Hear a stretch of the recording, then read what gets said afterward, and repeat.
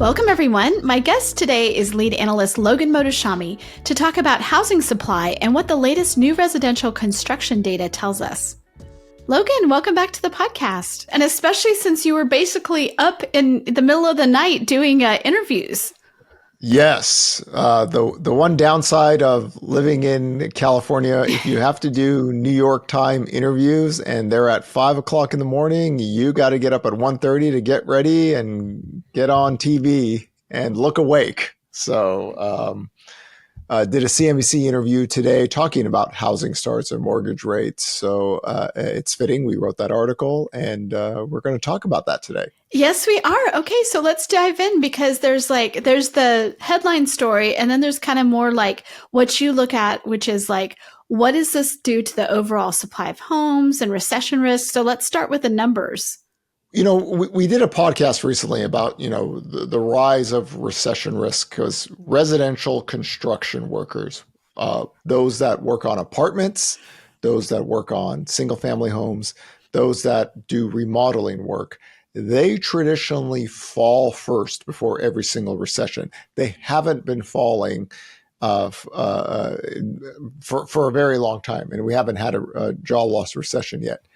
However, now with the data, what's become more apparent now is that, when mortgage rates started to rise towards 7.5% this year, single family permits had been starting to fall. It's been 4 months now.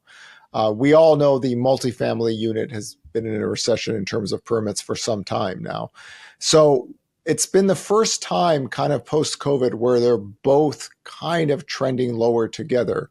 So what occurs now is, and we've talked about this before, that as the housing completion data starts to pick up, and it did pick up in this report, once those homes are built and the permits are low, you don't need that labor, right? So the amount of labor that you have for that sector is not needed. A good example is that we still haven't rebounded on the single family residential construction side of construction workers. We not gotten back to the post-COVID highs. So the apartments, right, the 5 units, which takes like 21 months to build, boy, when they start wrapping those up, that's where you lose your labor force or use your construction labor. And that's key right now because the Federal Reserve is now talking about, hey, guess what? We're mindful of the labor situation. Powell says it keeps us up at night, So, the simple thing is we need lower rates,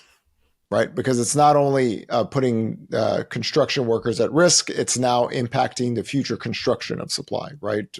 Permits are at Great Recession or COVID-19 recession lows for 5 units and 4 months of single family permits decline. So the only thing that I saw that was actually positive this week in that sense is that the Builders Confidence Index data, which is very key. We've talked about this, Sarah, when we first started writing together at Housingwire, the ability to read the HMI survey, the Builder Survey Confidence correctly with the economic cycle.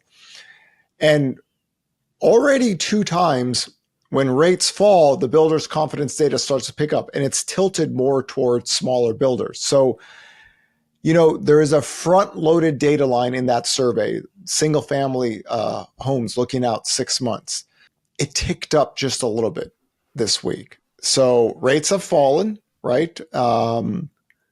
The bigger builders are able to pay down rates to move product. That's not a concern, but the smaller builders, not so much. So if we can get rates to keep on going lower, then we could start issuing more single family permits and we don't have this traditional economic cycle where we lose construction workers, permits are down, we have to wait for rates to fall, and then we start back up again. Now that we're at this stage, especially with where the growth rate of inflation, there's no reason for the Fed not to cut in the next meeting, for some voodoo magic Mickey Mouse thing they make up. And it's time to move it to the other side, right? Housing has been disproportionately hit on the negative side, not only with higher rates, but the spreads were bad for a very long time. It's time for the housing sector to, not allow the recession to happen and start moving it to the next. And remember, the best way to deal with inflation is always supply, right? There are times where you need to cool the markets down, team higher rates, right? Home prices were going 20% year over year. The builders were like canceling contracts and raising prices. There are times where you need higher rates to stabilize and cool the markets. Now's not one of those times, right? You don't need to risk construction labor at this stage. I don't know how much you can help the apartments at this point, but the single family permits, we've shown ways to effectively help that marketplace. So do we see, is there seasonality in this data because we're in July? Do you expect to see something different than in the spring or in the fall? When mortgage rates went up to 7.37% in 2022, and then we saw this big collapse in single family permits, what happened was rates started to go lower. We wrote about that article on October 27th, 2022, right? The case for lower rates, just short term, right? There was a lot of market stress that could allow the 10-year yield to go down. And then as soon as rates started to go down, the builder survey started to pick up, and then, they issue more permits. And why do they do this, Sarah? Why do the builders do this? Because they're not the March of Dimes. They are not the March of Dimes. They are here to make money, right? These are not society angels to build homes for free, right?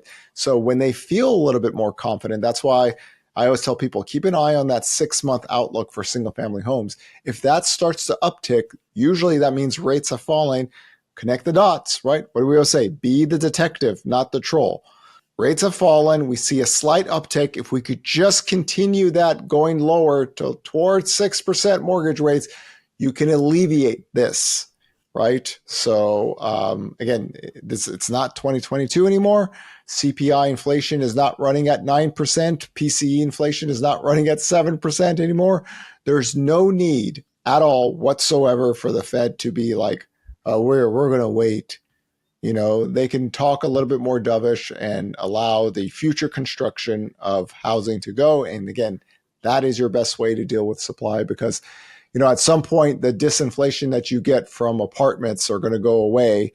And then all of a sudden you're sitting there and like, oh, we have no permits left. Okay, we have to wait. You want to kind of prevent that stalling of future production and get things going again. We're in this, market driven building cycle. I mean, it's not like you have some central state-owned thing that says, oh, I'm keeping an eye and now, we're not getting enough permits. I mean, this is just builder by builder. They're doing what makes sense for them at the time from an economic standpoint. So you could easily find yourself in a situation where you're like, oh, we're really behind the 8 ball now because we don't have enough supply. We don't have enough in the pipeline for supply. And I mean, that happens in different cycles. And one thing that's unique about this cycle, we don't really touch on it too much here. Manufacturing construction spending is literally off the charts, and data center construction is off the charts as well. So, as a builder, you kind of want to make sure that you don't lose your labor to something else, because if you have to lay off someone or pause hiring, and then 3 months later you're looking for people, then it's like, oh boy, guess what? So I'm just trying to now is not the time where we need to do team higher rates anymore, or, put the builders on their ass, things that we've talked about it before. But now, just move it along. And we have a clear and present trend line in this data. And we need it to reverse, right? Because you don't want to have, all of a sudden we lose construction labor, we go into recession, then they have to cut rates and rates go lower. Here we go again. Let's prevent that delay time frame and get things going, because 4 months is noticeable enough for the single family sector. I've lived in new construction neighborhoods for about a decade now and currently live in one, and you can just see it. It's so interesting. It is a manufacturing process. So here are the people doing this part. Here's the people, who are great at doing the brickwork, the stonework. Here's the people, you can see the plumbers going in, you can see this. And so it's just this really complicated dance to get the homes built. And of course, here we're in I can see it you can see it happening in real time, down the block from where I am right now. But you can, to your point, you lose one of those supply chains of people to come in and the whole thing would stop. There's a point where the Fed could talk really tough. They're very anti-housing. They wanted to put the housing market into a recession, the housing reset as soon as possible. But there's a point where you're not being clever and you're not being slick by not moving at this stage. And we've had a lot of positive talking points, from Powell and other Fed members, where other Fed members are talking about, made the labor market isn't as tight in it. But there's a point where you don't even have to like stress with this Mickey Mouse jargon. Just say it. Hey, listen, we want the housing market to come back. We don't want single family permits to fall. We don't want construction workers. Be aggressive. See, this is where I would come in and be outright aggressive and just get those yields to go lower. And then all of a sudden we're building homes, because remember, a prosperous country builds homes, has sex, have kids, household formation, these kind of things. Housing inflation is a problem in getting more and more people to join that. So construction is key, right? We wrote that article in June of 2021 and said, hey, listen, I understand everybody thinks we're going to have a major construction boom, but trust me, when rates go up, they're going to stop. And when they stop, we all have to realize they are not the march of dimes. There has to be a financial aspect in making kind of decisions like this. And clearly, apartment permits are down and now single family. So we visually see this. We can all see it happening. You could be a little bit more forceful in pushing yields lower. This doesn't mean you take mortgage rates to 3% or 4%, but we've seen everything start to improve when we get toward that 6% rate. And then generally more smaller builders can issue permits, bigger builders can issue. We're in a comfortable area right there. So let's answer the question that you posed. You wrote an article today based on, you have charts, you're looking at all the data for the permits and starts and all that. And the question that the article poses is, will mortgage rates drop in time to help single family starts and permits, right? I mean, so what's the answer there? Is it going to happen in time? I believe yes, but I'm putting a lot of faith in Fed presidents who I tend to disagree with at times on this. They're a little bit too soft for my taste. I mean, generally, a lot of people are a little bit too soft for my taste anyway.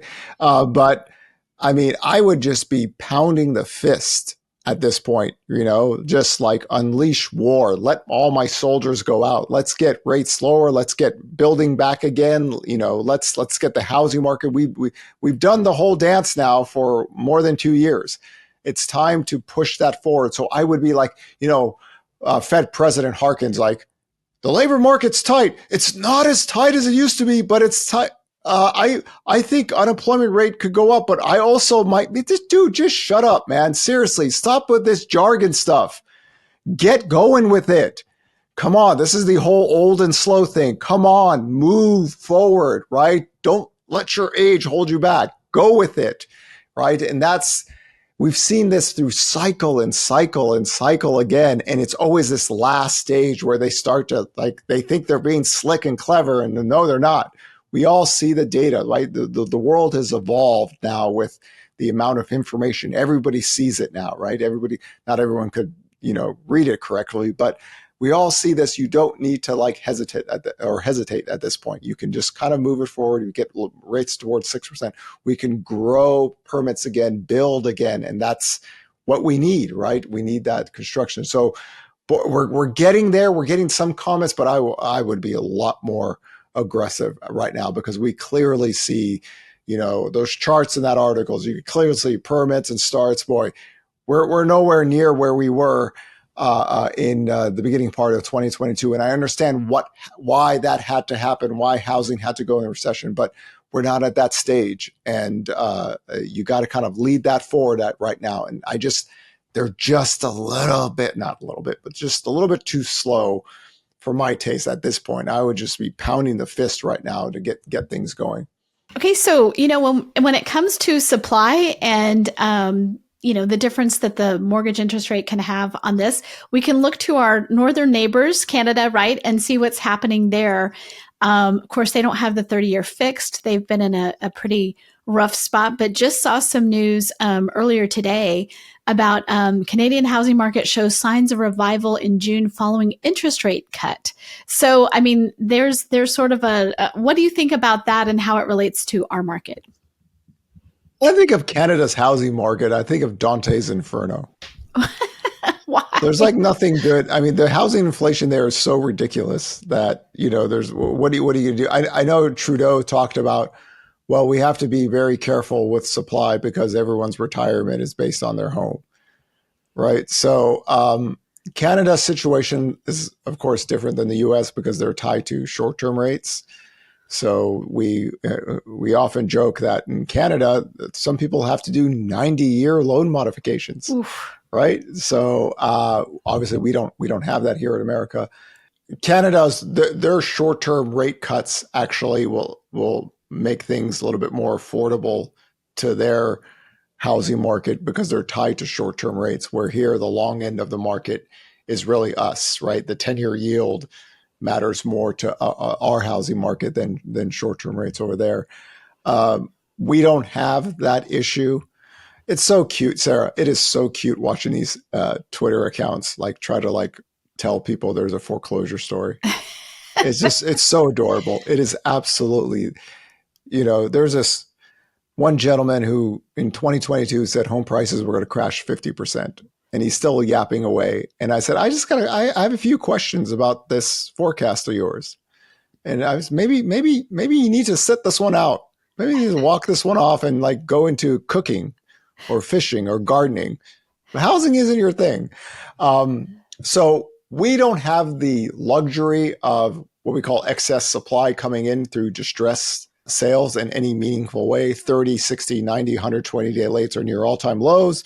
The foreclosure process now, because this is not 2008, where we had 4 years of credit stress being built up and then the job loss recession happened, it can take 2 to 3 years before you see any kind of supply whenever the job loss recession happens. So Canada, different boat than us, but I don't know how you ever solve Canada's housing. Now Canada, of course, is different where, the country is very tilted around two cities.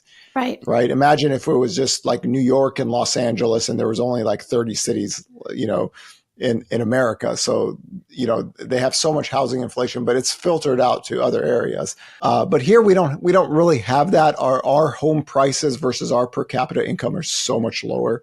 We actually wrote that article a few years ago. Like things might look bad here, but we're nothing like Canada or England or Australia or Norway. There's all these other countries there. It's so much more expensive to live than America. And we have the 30-year fixed. One of your catchphrases used to be, at least we're not Canada. Yeah, at least we're not Canada, because I don't know how that ever solves itself. This is why the whole team higher rates was like, we don't want to become like Canada, right? And I think that's just because supply got to such a low level.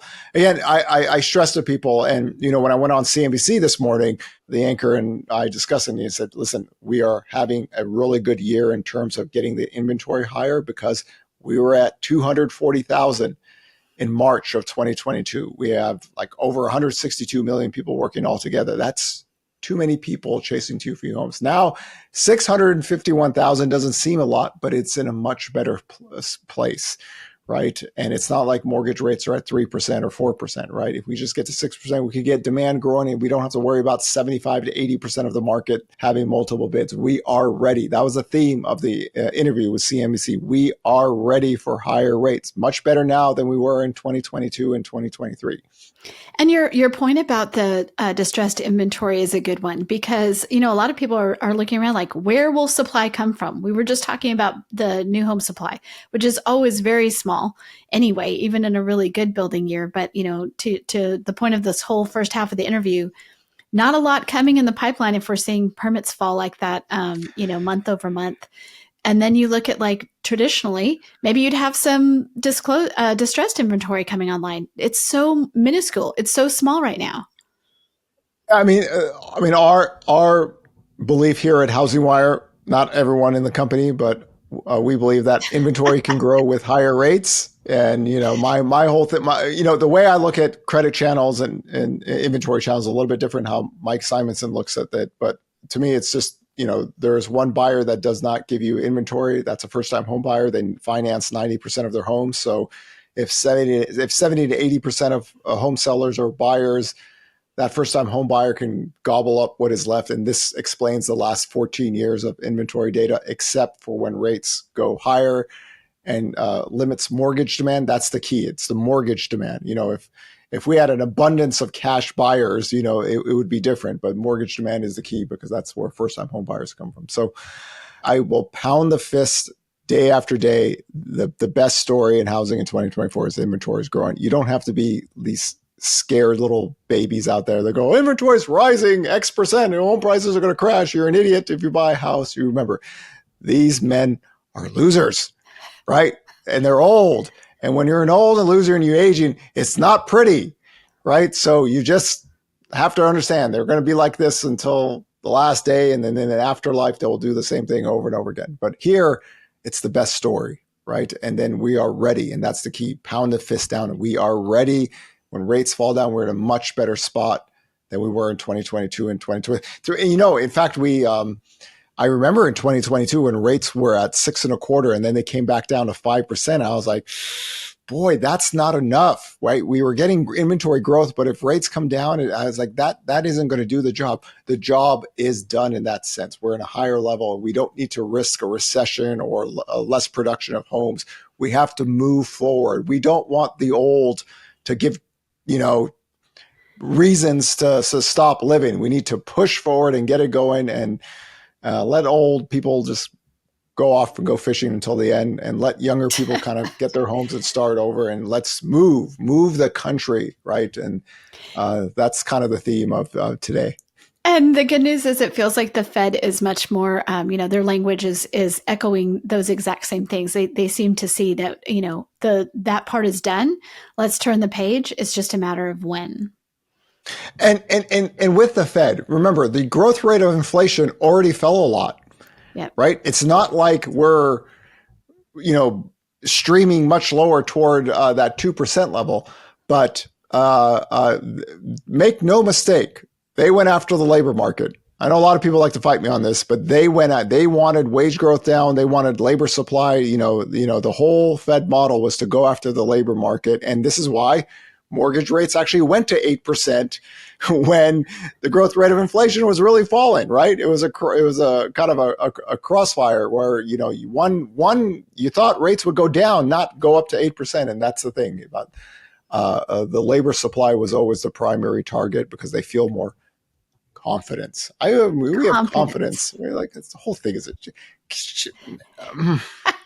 Sarah, I've got issues with some of them. Right? So some of the terminology is just like, it's like, we're not 5, dude. We're not 5. Come on. Some of the stuff they say in these press meetings or press releases, there's always Fed talk. We had 11 Fed presidents talk, and it's just like, really?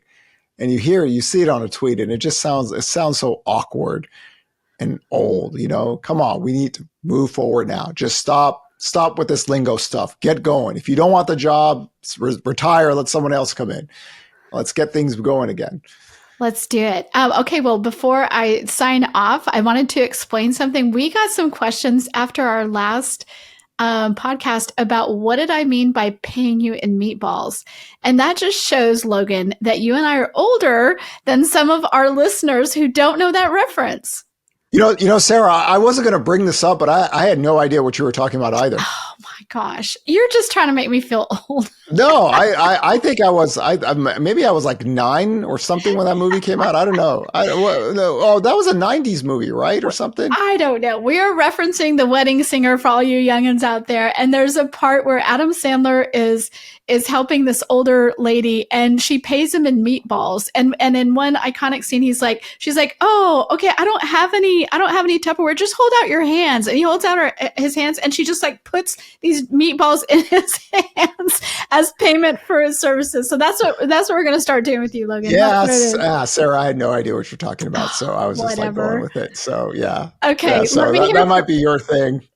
Let me hear from some people who knew exactly what I was talking about. Please do not let me out here hanging. I know a lot of people knew that. So, Logan, thanks for being on, especially when you had CNBC, NPR, CBS, a whole bunch of people this morning. Appreciate it.